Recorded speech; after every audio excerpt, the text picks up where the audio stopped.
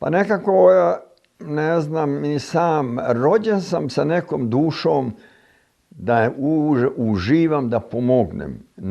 Ne pravim razliku, svi su Srbi moji braća i sestre i prvo naravna stvar pomogneš svoje, a isto želim da pomognem i svakoga druga. Bilo je tu pisama, ja sam pisao gomilu čekova, poslao i razne gradove u Srbiji, niti sam čuo za njih, niti sam znao.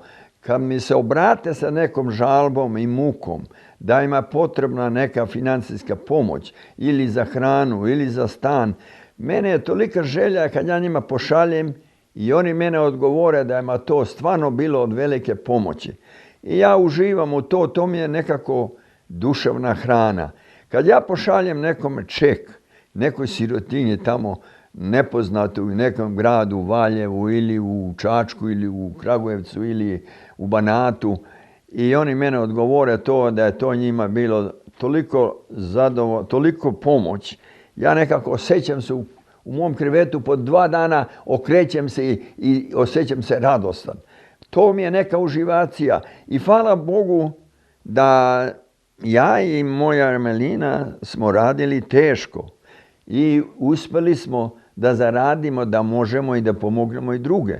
Ja mislim, šta bolje čovjek može u životu da uradi nego ako imaš i možeš da pomogneš i drugoga. Ja mislim da je to dužnost svakoga čovjeka na ovom svijetu koji se rodio. Kad bi mi mislili sve isto tako, to bi mnogo bolji narod bio i bolji svijet. I prema tome ja bi želio i drugi da se pojave, da pomognu svoj narod koliko možu. Ja znam da ima njih dosta koji bi možda da pomognu. Ja im molim da izađu u pomoć našoj zemlji i sirotinji koja je opljačkana i oterana od svih strana i od toliko neprijatelja da nama naša zemlja treba pomoć. I ja sve što mogu daću za korist moj narod i moju zemlju i moju crkvu i moju veru. Uživam u to dok sam ovdje u ovoj dalekoj Kanadi i zato kažem pozdrav moji Srbi, Srpkinje, braćo i sestre iz daleke Kanade. Ja sam s vama do života.